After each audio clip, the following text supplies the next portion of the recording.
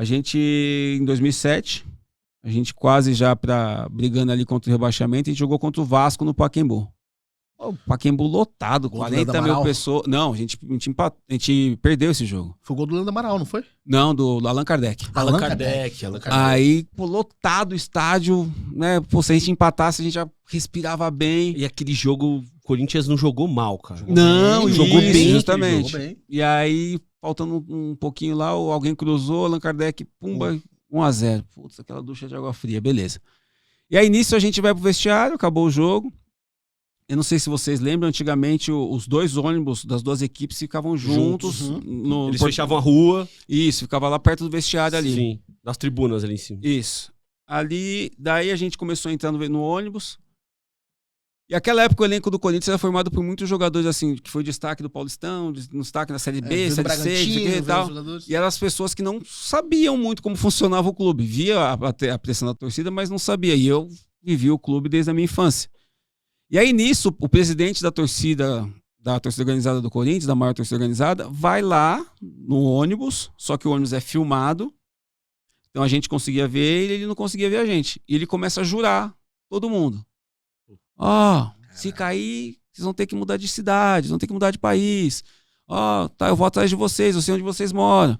E o pessoal dentro, alguns, se desfazendo assim, eu falei, rapaziada, não brinca que o negócio é sério, os caras vão atrás mesmo e tal, pá. Aí tá bom, daí passou esse jogo, daí se eu não me engano a gente jogou contra o Goiás. Goiás lá. Depois jogou mais um jogo e foi o Grêmio. Daí foi lá, caiu contra o Grêmio, né, pô, aquela sensação ruim. Vai pro vestiário, todo mundo cabisbaixo, chorando, triste e tal. Pô, demorou pra caramba pra tomar banho, pra sair. Vamos, rapaziada, tem que sair, vamos embora. Aí começa a subir no ônibus. Aí subiu todo mundo, tá todo mundo aí. O ônibus pode sair? Pode sair. Daí no Olímpico, naquela época, a gente ia voltar pro hotel pra jantar, sei lá, jantar, né? Que o jogo foi à tarde, jantar e ir embora pro aeroporto. E aí você fazia uma volta, assim, no estádio pra pegar a estrada lá. Aí o ônibus não andou nem 5 minutos. Aí do nada, aquele cara que tava jurando a gente lá no Pacaembu sai de dentro do banheiro do ônibus. Caralho, Tá de sacanagem. Quebrando a porta assim, ó. Daí todo mundo, tipo, tava no maior clima de velório, assim, né? Ele falou, não falei que ia pegar vocês, que não sei o que. E começou a ir pra trás do ônibus, assim, meio que, sabe? Socando todo mundo. E todo mundo meio que, tipo, em êxtase. Ninguém teve a reação de ir pra cima do cara, ninguém, né? De conversar. Ficou todo mundo sonhando, tipo, como esse cara entrou aqui, cara? Como ele tá dentro do ônibus? E aí tinha não sei se você lembra do boliviano Arce, era bem magrinho, assim.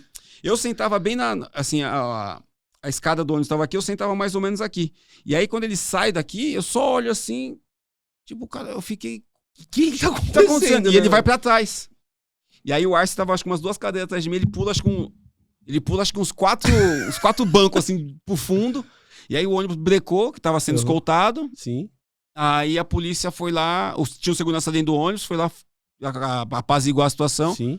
Aí o ônibus brecou, daí a polícia falou, o que tá acontecendo aí? O que tá acontecendo aí? Não sei o quê. Por que parou o ônibus? Daí o segurança desceu com ele assim, né? Daí quando a polícia ia algemada, aí tinha uns caras da direita, ele falou, não precisa algemar não, tá? Porque conhecia o cara, não precisa algemar não, tá? Aí liberaram ele, mas, cara... Foi assim, tenso. Saiu um cara do meio do ônibus, dentro do banheiro. Ouvindo tudo que vocês estão falando. E aí não, mas não tava falando nada. Não, tava mas, silêncio. Porra, se você for pensar, o perigo que é essa parada. Não, e outra, quem que deixou o cara entrar no ônibus, cara? O ônibus tá parado lá. Tá no estacionamento com porta fechada, com o motorista lá. Segurança no esperando. Então. Coisas do futebol, né? E você avisou ainda. Né? Eu avisei os caras, E meu irmão, beleza, chegamos aí na parte do Grêmio.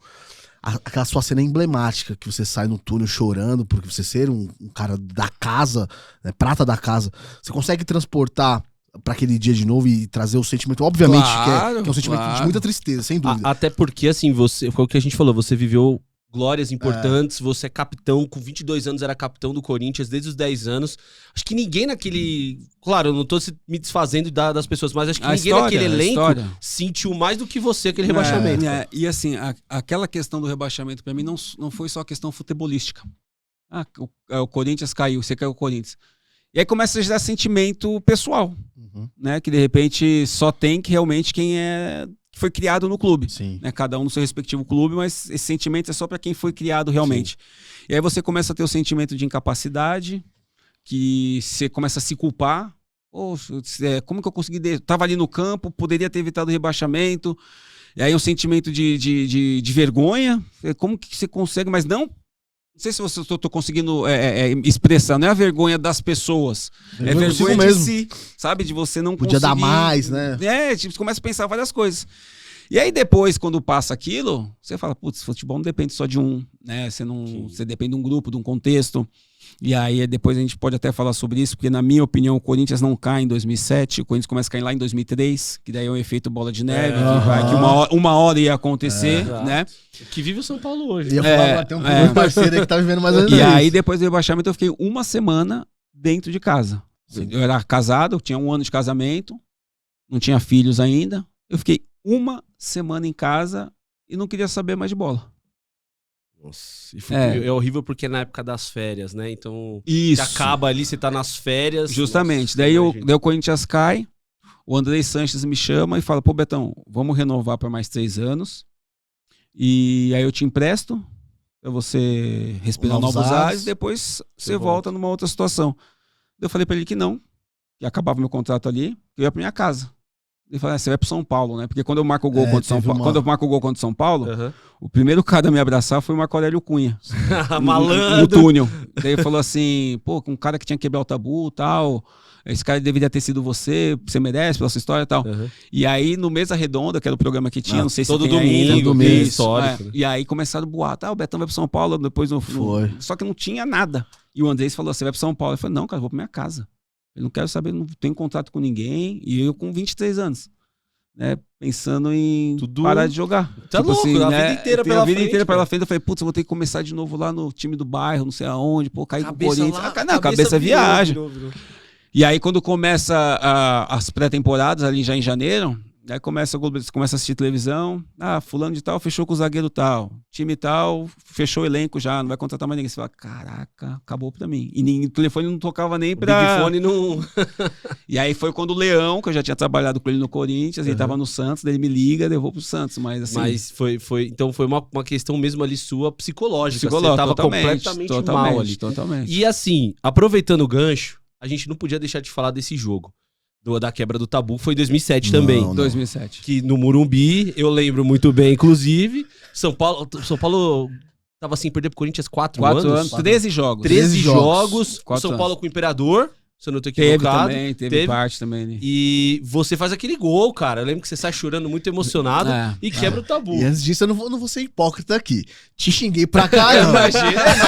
Eu imagino. Eu vou ser hipócrita, mas é de verdade. Tá, mas assim, de fato, o que o Coisa fala é verdade. Você, pelo simbolismo, era o cara pra fazer aquele... Não era pra fazer, mas fez aquele gol merecidamente, irmão. E, cara, merecia muito, porque é cria do terrão. E assim, cara, eu tava assistindo esse jogo, eu sou São Paulino também. E todo São Paulino tava assistindo com o corintiano, tava já zoando, né? Você já tava ganhando. Aí eu lembro que os corintianos falavam... Tava zoando já fazia 5 meses. Aí os caras já falando, não, empate é vitória, não sei o quê, cara. Mas assim, cara, que jogo. E foi um jogo ali que marcou muito pra você também, pelo que vocês estavam vivendo e pelo que você representava. Sim, né? O sentimento do gol. Se eu não me engano, eu era o único jogador... Se não me engano, não, certeza. Eu era o único jogador que tinha vivenciado os 13 clássicos.